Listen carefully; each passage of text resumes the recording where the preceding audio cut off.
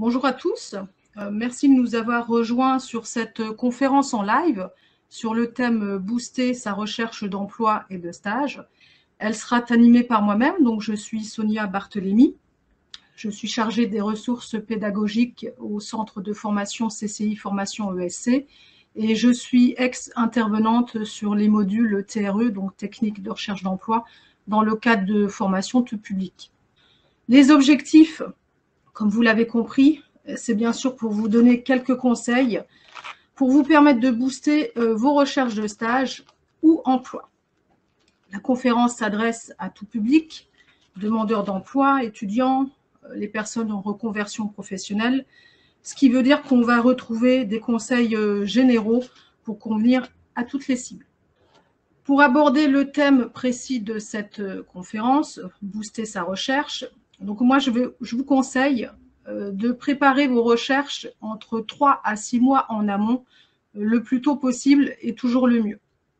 Pour suivre vos prospections, vos recherches, n'hésitez pas à établir un planning. Et puis surtout, vous devrez respecter quelques étapes. La première étape, c'est le fait de définir votre projet. Car bien sûr, avant de candidater, vous devez réaliser un travail préparatoire qui peut se définir en 2 temps. Vous allez avoir le premier temps, le temps d'inventaire. C'est là où vous allez effectuer votre bilan personnel, faire un inventaire personnel justement pour mettre en avant vos atouts et surtout mettre à plat vos attentes et vos motivations. Lors de ce temps d'inventaire, vous allez aborder les 3 aspects qui sont bien sûr votre parcours formation, vos expériences ainsi que vos qualités. N'hésitez pas également à vous créer des outils simples comme par exemple un tableau, des listes pour vous permettre de tout centraliser facilement ces données et surtout pour vous permettre de les recueillir lors de votre prospection personnelle. Le deuxième temps préparatoire correspond au temps de réflexion. Donc là, vous allez potasser, travailler sur votre projet en lui-même, ce qui veut dire que vous allez définir les types de missions qui vous correspondent, les secteurs d'activité qui vous intéressent, les types de structures, etc., pourquoi pas à l'étranger, que vous ciblez, et les motivations qui vont englober tous vos choix. À la fin, vous pourrez établir votre projet.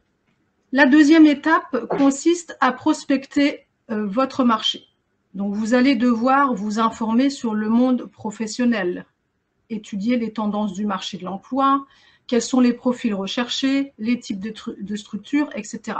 Cette étape est vraiment indispensable pour cibler justement vos candidatures et démontrer votre intérêt, vos motivations pour les entreprises que vous allez contacter.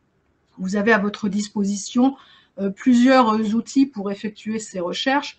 Je pense notamment au réseau relationnel, les différents salons professionnels qui peuvent être organisés dans la région, les sites d'emploi et de stage également, généralistes ou spécialisés.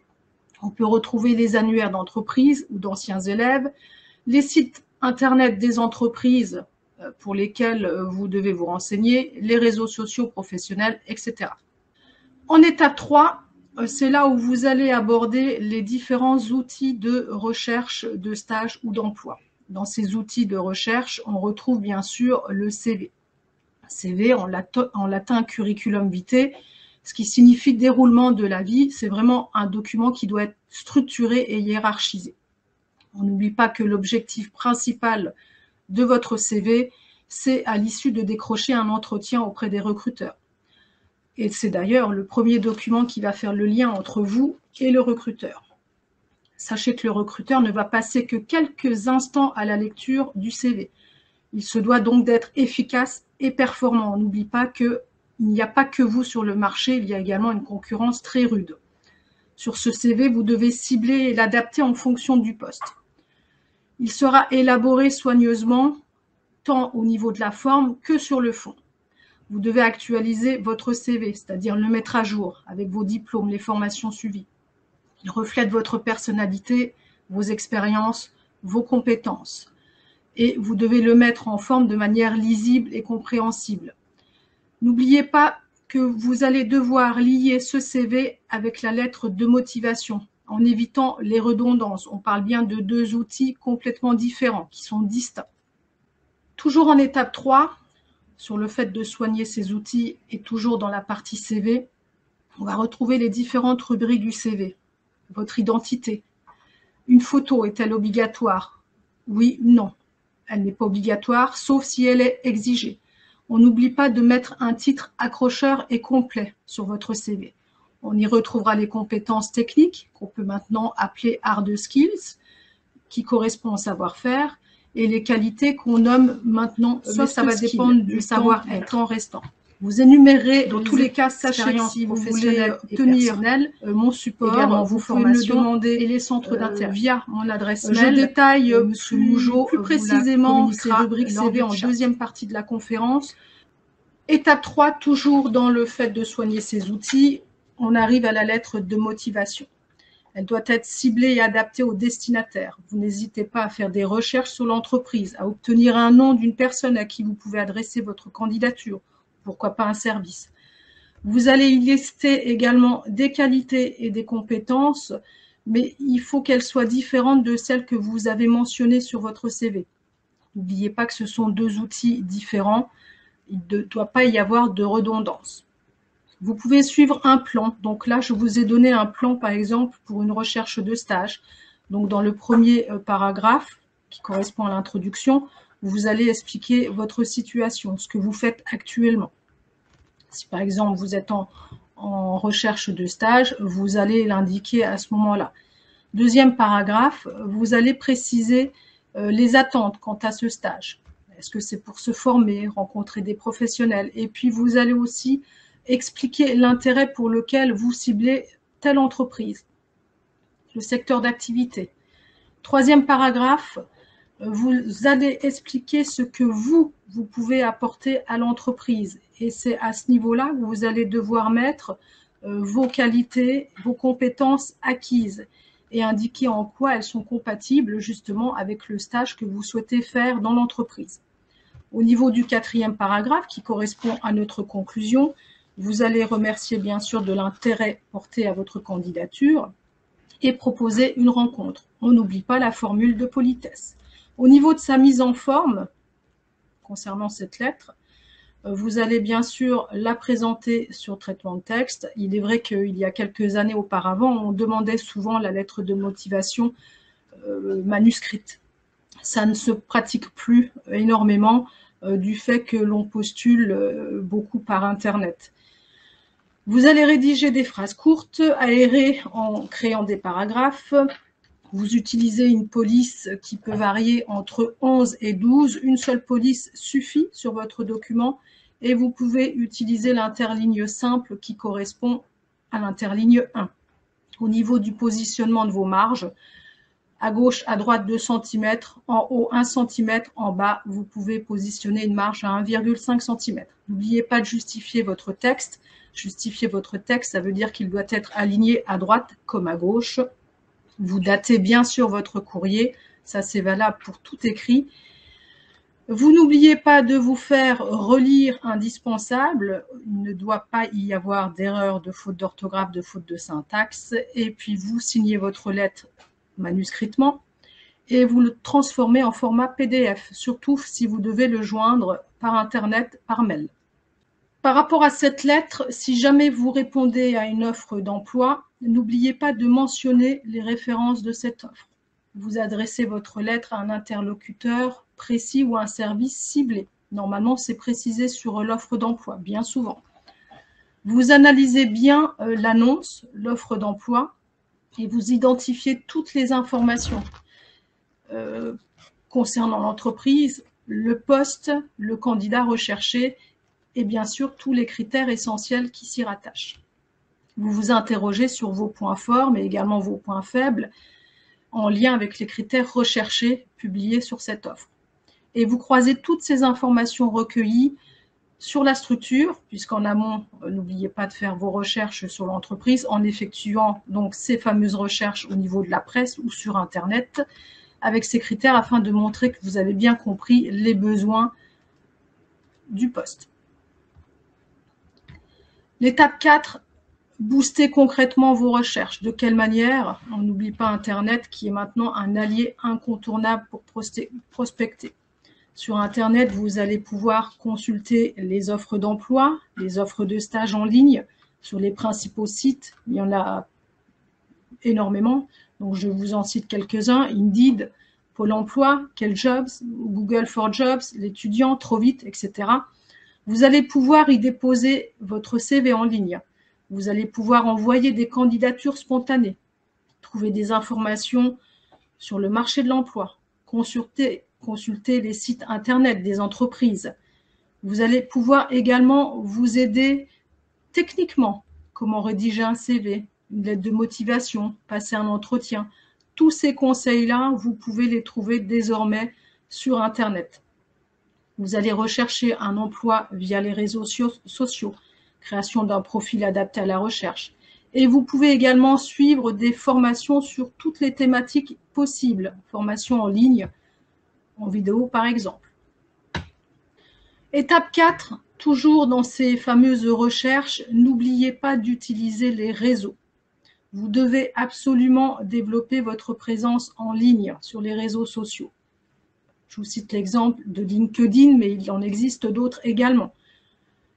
Pensez à vous créer un profil LinkedIn complet, détaillé et sérieux. N'oubliez pas le côté professionnel de ce profil. Actualisez votre profil, vous le mettez à jour. Ne négligez pas la partie intérêt professionnel et complétez bien vos compétences. Vous pouvez en citer jusqu'à 5 au minimum.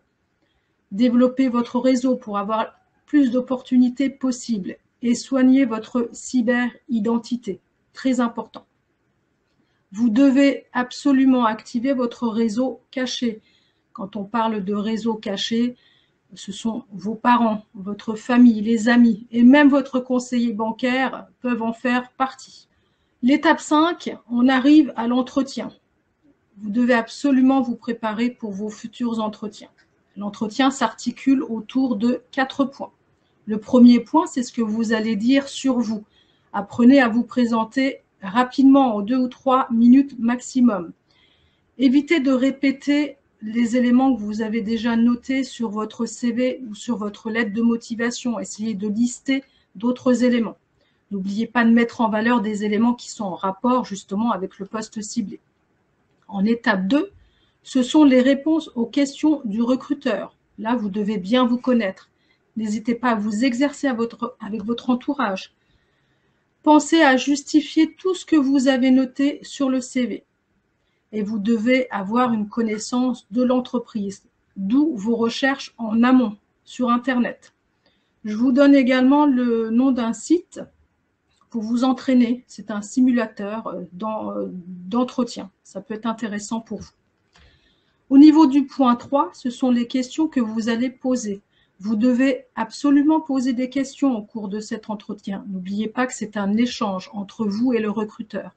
Et en plus, c'est un signe de curiosité, mais également de motivation et de dynamisme. Quelques exemples de questions à poser. Quelles sont les missions principales du poste? Quels sont les moyens et ou outils qui seront mis à disposition, etc.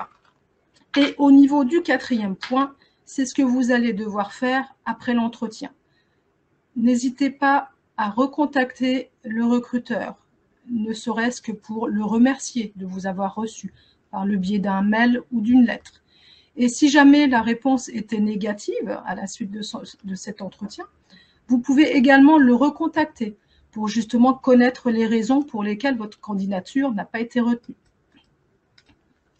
On arrive aux rubriques détaillées du CV. Il nous reste un petit quart d'heure, donc ça devrait suffire pour faire le point sur ces détails. Donc sur votre CV, vous allez bien sûr vous identifier, votre profil, qui êtes-vous? Vous allez donner votre prénom, votre nom, et moi je vous conseille de mettre votre nom en majuscule pour faire justement cette différence entre le nom de famille et le prénom. Je vous donnais un petit exemple, Antoine Michel, si les deux noms sont écrits en majuscule, où est le nom, où est le prénom? N'oubliez pas de noter votre adresse postale complète, un numéro, un type de voix, le code postal, la ville. Ou alors, si vous ne souhaitez pas noter votre adresse complète, vous indiquez seulement la ville. Mais attention à ce que l'adresse figure au moins sur la lettre de motivation. J'entends bien l'adresse complète, si jamais on souhaitait vous envoyer un courrier. Sur votre CV, vous donnez bien sûr votre numéro de téléphone. Vous allez préciser la ligne téléphonique sur laquelle vous êtes le plus facilement joignable. Vous notez votre mail et vous pouvez faire un lien vers vos réseaux sociaux, LinkedIn, Twitter, etc. Sur votre curriculum vitae, on doit absolument retrouver un titre accrocheur et complet. Attention, curriculum vitae, ce n'est pas un titre, hein. Le recruteur se doute bien qu'il a affaire à un curriculum vitae. Un titre accrocheur et complet, vous allez vous aider des questions suivantes. Quoi, comment, quand? Quoi? Quelle fonction êtes-vous prêt à assumer dans l'entreprise? Comment? Est-ce pour un stage, un contrat d'alternance, etc. Quand? À partir de quand êtes-vous libre? Si vous répondez à une offre, vous pouvez vous aider du vocabulaire qui est justement mentionné dans l'annonce et réemployer les mêmes termes. N'oubliez pas que le titre a deux fonctions. La première, c'est faciliter la gestion des candidats par rapport aux recruteurs et il vous permet de vous différencier par rapport aux autres candidats. Autre rubrique, les formations. Tout cursus est bon à prendre. Dans cette partie, vous allez exposer vos formations de la plus récente à la plus ancienne. Vous allez indiquer vos diplômes du plus élevé au moins élevé. Et les infos à noter sont les années, diplômes, l'intitulé officiel, le niveau du diplôme, le nom de l'établissement, la mention s'il y en a une. Si vous êtes étudiant, toujours en études ou jeune diplômé, vous pouvez positionner cette rubrique avant les expériences professionnelles. Autre rubrique, on arrive aux expériences, le bénévolat et les projets personnels, le meilleur ami des étudiants. Donc là, bien sûr, on est dans le cas d'un profil étudiant. Vous allez commencer par l'expérience la plus en lien avec le poste ciblé. On évite les vides, pas de trous dans le CV. Vous précisez les dates, c'est très important pour justement permettre de retracer votre parcours. Donc de préférence, date de début, date de fin pour chacune de vos expériences. Vous décrivez le poste occupé avec le détail des missions. N'hésitez pas à utiliser des verbes d'action. Vous citez au minimum le nom de l'entreprise dans laquelle vous étiez. Et pourquoi pas la ville et le service. Et pour le jeune diplômé ou étudiant, vous pouvez noter bien sûr vos emplois saisonniers, vos stages professionnels et vos expériences personnelles, comme le bénévolat ou vos projets personnels. Les compétences techniques qu'on peut nommer hard skills. Vous pouvez utiliser ce terme, ça se voit de plus en plus. Les recruteurs connaissent ces nouveaux termes. Donc hard skills, compétences techniques, c'est tout ce que vous avez appris en cours. L'utilisation de logiciels, des techniques de dessin, le web, le marketing, les langues, la pratique de l'outil informatique, etc. Elles sont essentielles au recrutement pour correspondre justement aux attentes du recruteur, mais elles ne permettent pas de vous démarquer.